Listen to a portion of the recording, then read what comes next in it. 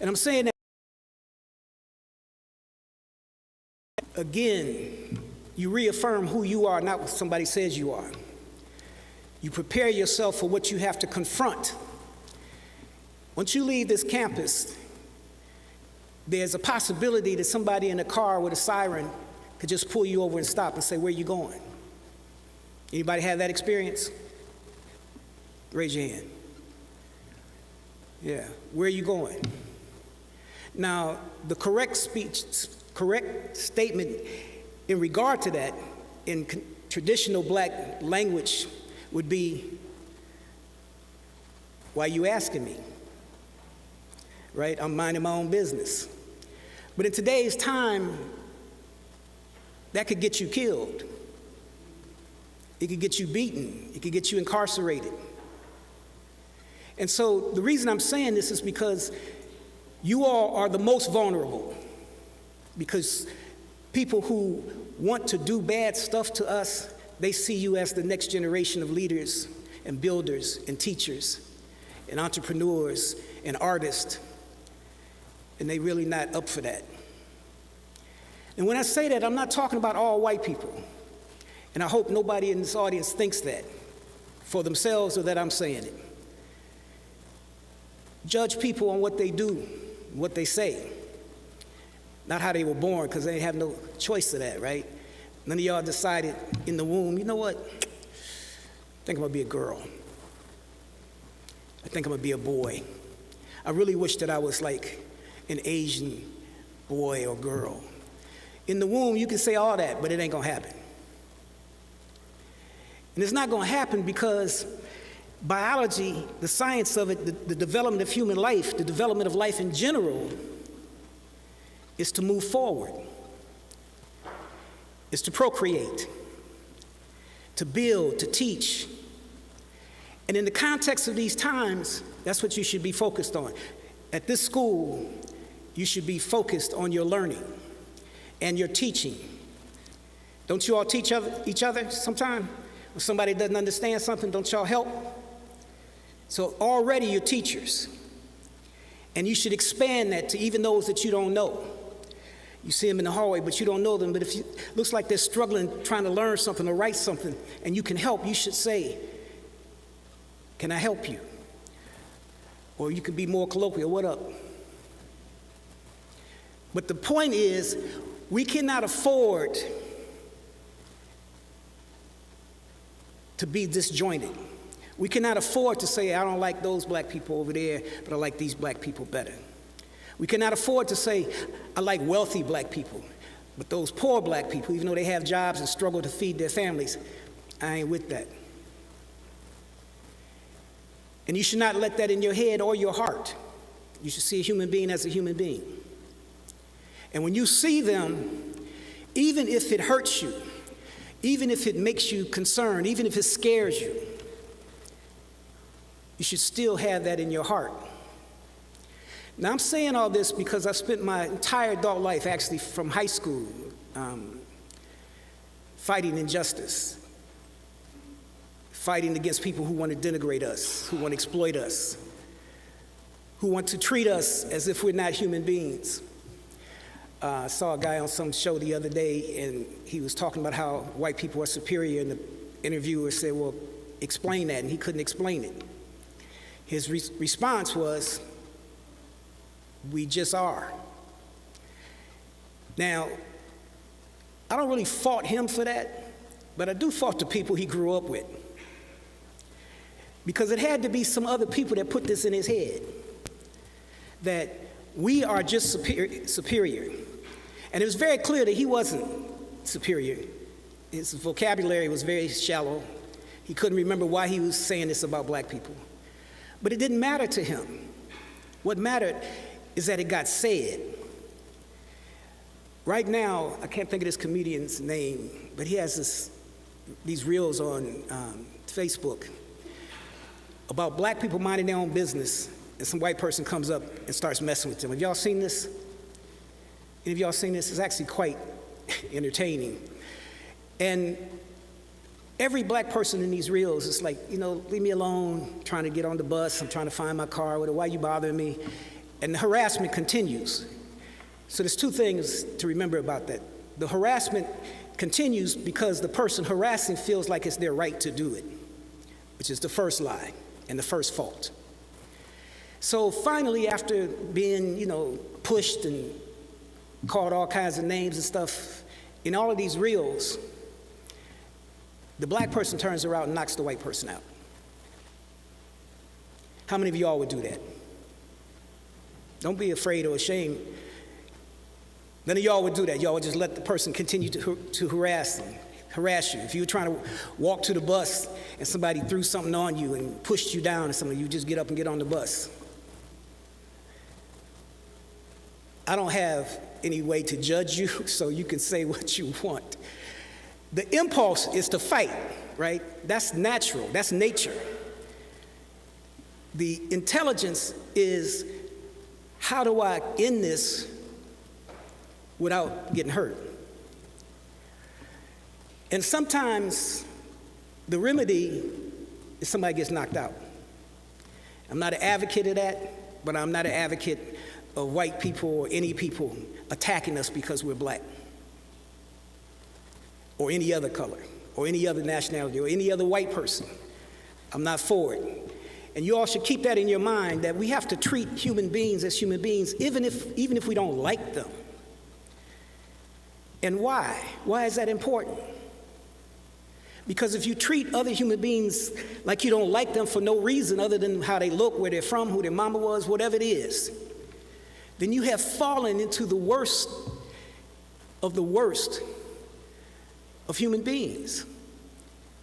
You've fallen into the human beings who would abuse other people, who would rape people. You've fallen into the abusers, and they are by the millions all over this world. But we're talking about right here. Y'all know who the Proud Boys are? The Proud Boys are a white supremacist organization. They were some of the leaders of the attempt to overthrow Congress. And they were all pardoned because most of them went to prison. They are one of many racist violent organizations prowling this nation right now. And I'm not saying any of this to scare you. I am saying it to prepare you, that you have to learn how to navigate this so that you get to go home. Everybody following me? So in my classes, I just did this yesterday actually. At the end of class, we always have some little chatter and stuff. And one of the things that I talked to them about, how many of you all in here have a passport? Yeah, that's good. How many of you all have it on you or with you? Okay, that's better. And the reason I say that is, if all you have is a student ID or a driver's license, and you get stopped by some of these folks who are stopping people and hurling them to the ground and dragging them off to jail and taking their children away from them, if you get stopped by them, they do not consider a driver's license a valid identification. A passport says you're an American citizen. A driver's license says you passed the driver's test. It's not the same thing. So those things are important to put in your mind these days. How do I react in a situation like this? Because it's coming. You could be the smartest, the nicest, the kindest, you could be all of that. But it doesn't matter, because that's not what they're judging. They're not walking up to you and say, are you a good student? Are you a smart person? Are you a creative person? Do you like other people? They're not saying that. They're saying that you need to know who the boss is. I was born in 1954, beginning of the civil rights movement demonstrations. And my parents were very active. My mother was a teacher. She spent 9 years becoming a teacher, dragging 2 boys to the university with her on foot so she could go to class, and she would sit us in the hall, give us some snacks and something, a coloring book or a book or something to read while she went to school for 9 years. Became a teacher, a master teacher actually in the Detroit public school system, and then started a school herself, an independent black school, that up until about 5 years ago, 25 years it lived. And all of this is to say that we're not closed in. You're here not just to learn, but to grow. Not just to learn and grow, but to teach. Not just to teach, but to do something with your life that benefits our community, this country, and the world. Does that make sense? Because y'all about to put me to sleep. But that's all right, too. Just tell you a little bit about me. I take a nap every day, and sometimes when I'm on Morehouse's campus. Just depends if I find a spot. What I'm trying to convey to you today is that you're not the next generation, you are the generation. You are adults for the most part. Not necessarily mature adults. That comes with getting older most of the time. But you are adults. And some of you are already out in the world working, doing other kinds of things, studying, researching, taking care of your siblings or your children or your mother, father, grandparents. Those are all things of people who have some maturity.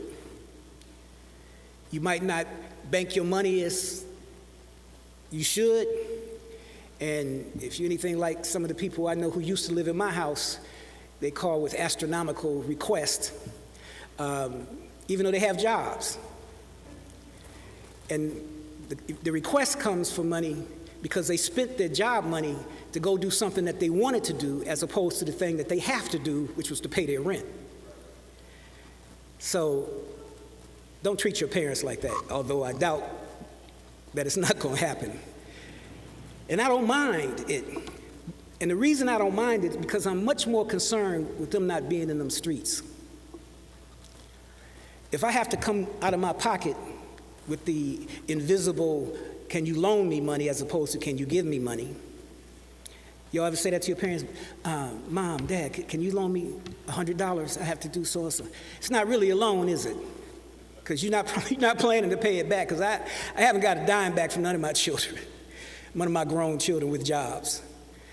So I'm saying when you do that, it's cultural. It's something that's happening. It's a phenomenon that didn't happen in my generation. If I borrowed money from my parents, they expected it back. If I borrowed money from my aunts and uncles, they expected it back. From people who were older than me, they expected it back. They would never tolerate me coming back a month later saying, yeah, can you loan me $500 more? I'll pay it back. You got to say the whole thing, right? Can you, the amount, and I'll pay you back. Right? You've had this experience. So any of the adults that you know and have children or grandchildren or the nephews, nieces, just keep in mind that your time will come where you will have some young people coming to you, and it'll be much more costly because the cost will have gone up. You all might be making more money, but they will be calling you up, asking you to pay the rent they're supposed to pay with their paycheck. So what does that have to do with what I'm saying? Not much. But all of these things are connected by how you move in the world, right? What do you do to define yourself in this world, and more importantly, in this country, and more importantly than that, in this city? What do you do to become the person you want to become? And why do you do it? And when do you do it? And how do you do it? All the studies, all the classes and stuff in this college that you learn, they all are a part of that. But what I just said to you is the core of it. What do I do to be this, to do this? At a time when our people are under siege. ICE is in Atlanta now, did y'all know that? And they're patrolling the black communities, stopping people, asking them if they're American citizens, with the police. So what do we do? How do you respond to that? Anybody here been stopped by the police? Just minding your own business, walking, driving? Y'all must all be really invisible. because it's a common thing. How many times you've been stopped with the sunglasses? How many times you've been stopped? You said 1,000 times. What'd you say? 5 times. Were you ever arrested? Were you ever given a citation? Did you feel like you had missed something more deadly or destructive to you by getting a ticket as opposed to getting taken down to the police department? Or you knew you were wrong and you just said, you weren't wrong, okay? Either way though,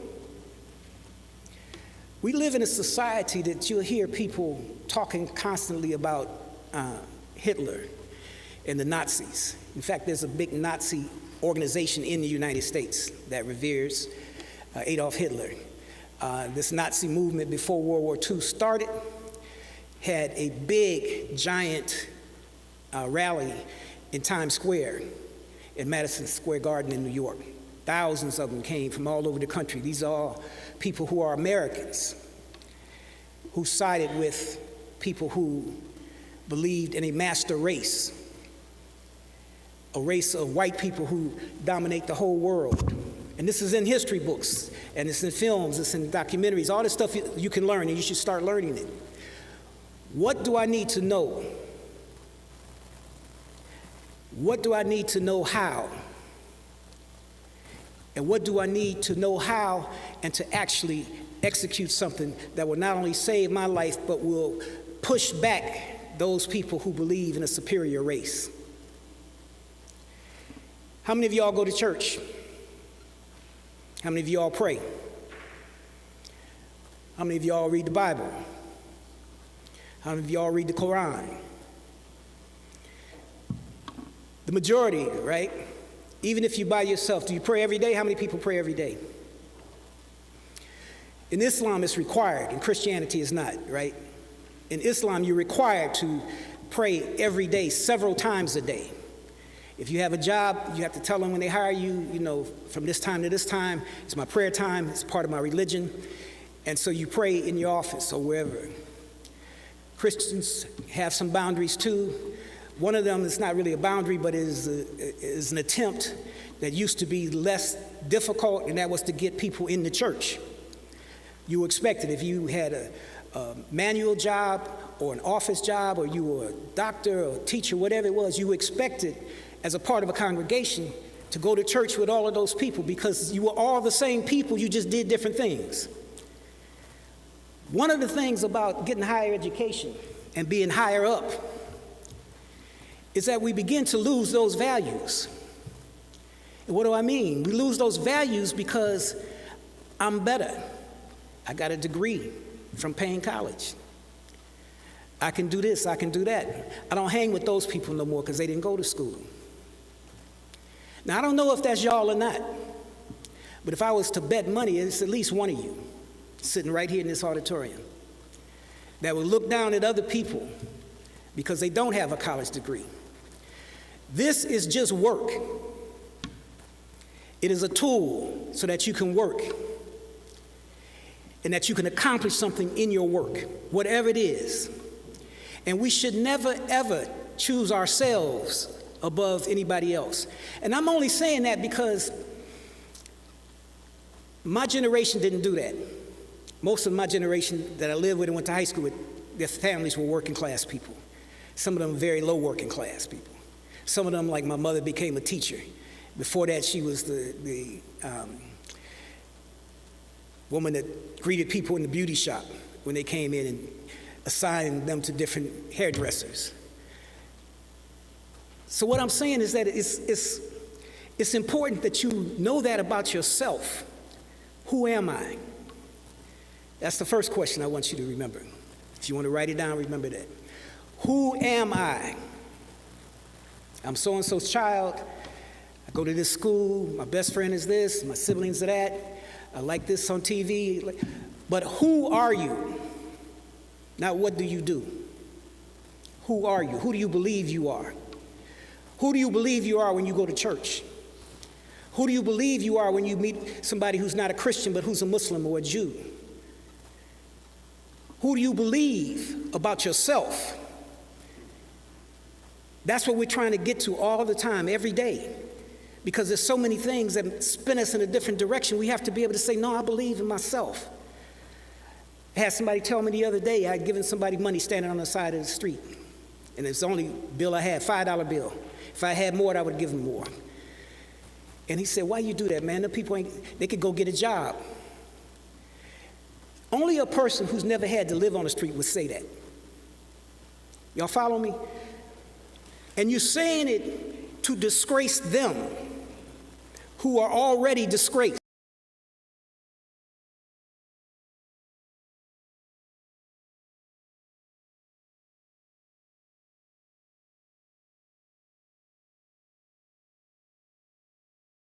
Money.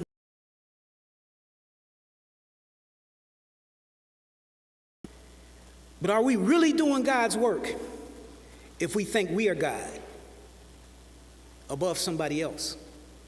Is that God's work? If I think as a man that I'm above a woman, is that God's work?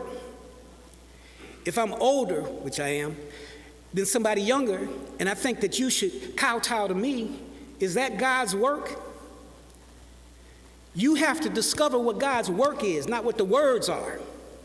The words are a pathway to the work. Everybody following me? And it's true whether you read the Bible or other books that give you hope, that give you strength, that gives you the tenacity to fight on, that gives you the absolute requirement to help those who need help. Is everybody with me?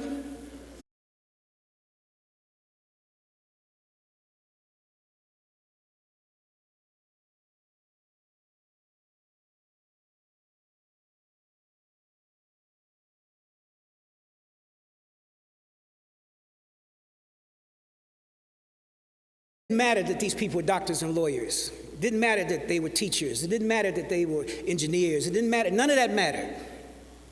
What mattered is that this white man with a mask on and a gun in his hand and pepper spray in his other hand, in that moment has more power than you have. Your power has to be from up here and here. You have to say, how do I get home? That's the only thing I'm gonna tell you. How do I get home?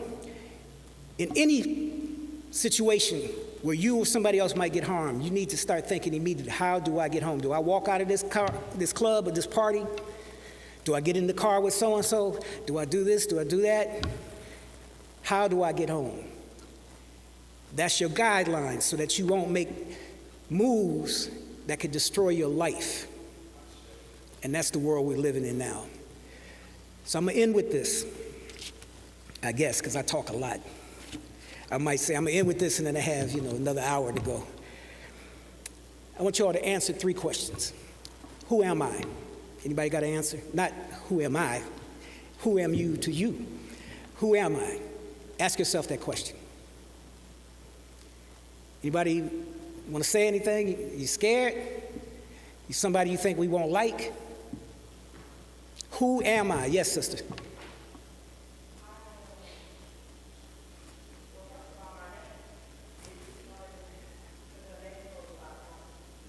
Okay. Those that just heard her, I'm sorry, sisters, I couldn't cut you off, but I can't hear you. It ain't your fault, it's that I left my hearing aids at home. Can you say it louder?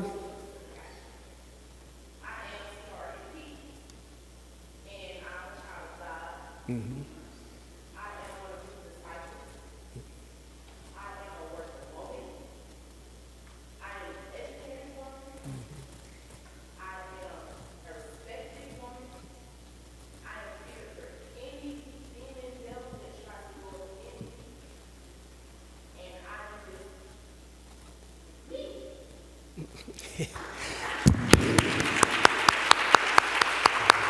Somebody else? Somebody else want to say who that? Yes, brother.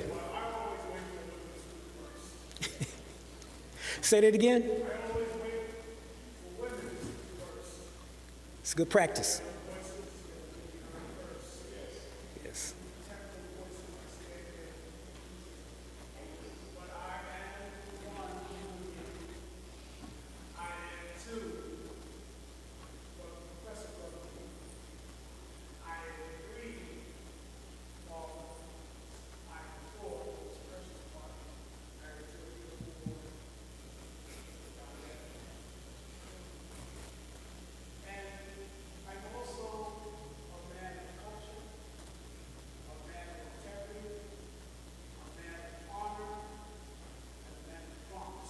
Mm. I'm also a man who loves his people. I'm also a man that has codified his existence so that he can navigate through these times. Mm. And I'm also a person that encourages our big college students to use this moment as a trampoline of freedom to express yourself and love each other as student family life, so that you can continue to be encouraged about your educational experience. This is a safe space, a safe haven to express yourself. You don't have isolated rules. And you have each other. So as Brother said, don't put each other on ice. So that you continue to flourish and grow. That's the only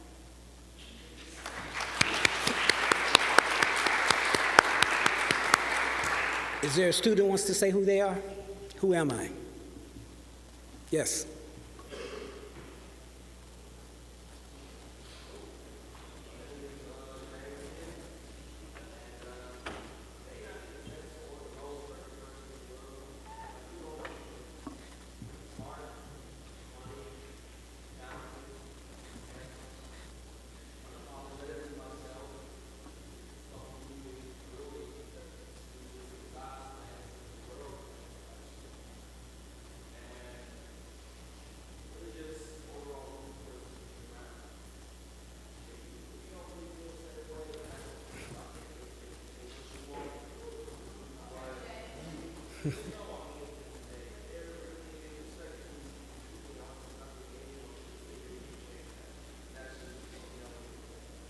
Yes, thank you.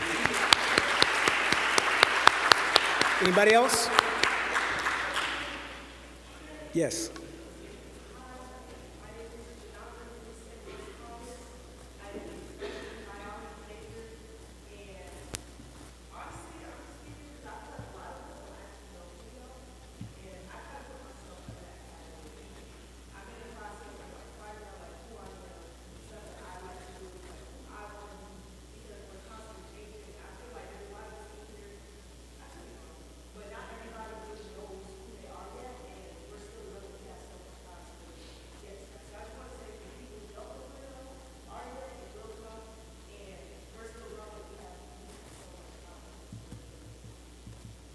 Very good.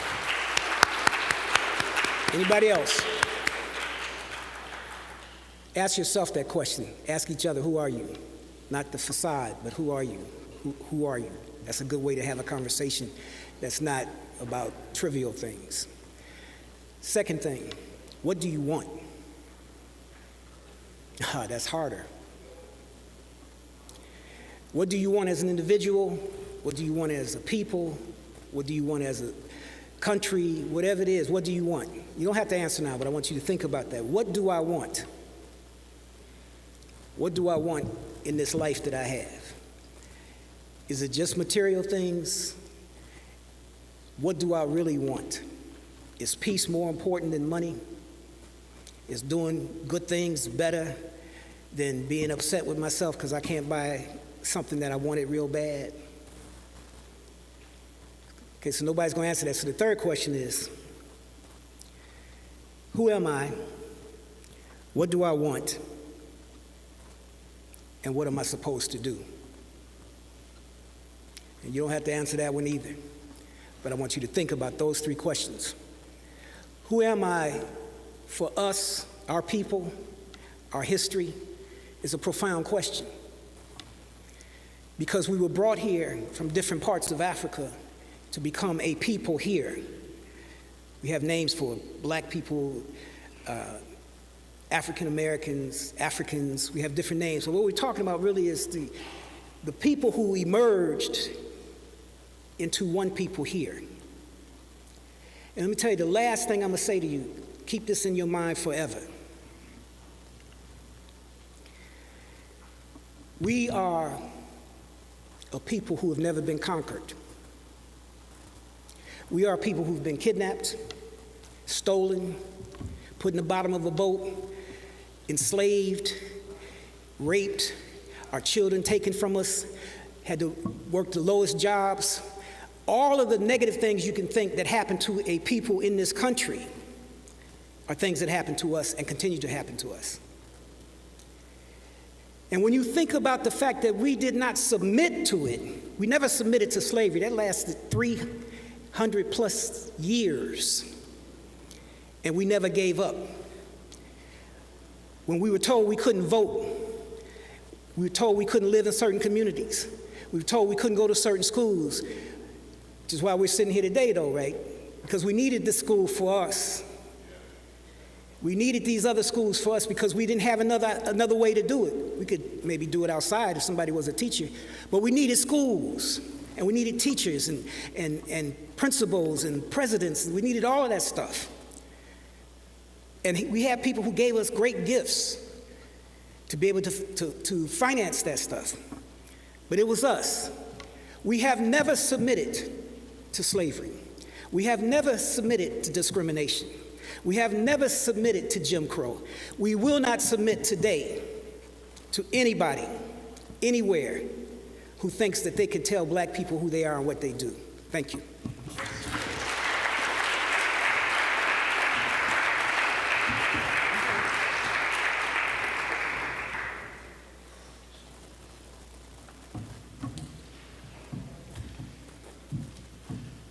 Ladies and gentlemen, let's give our speaker another round of applause.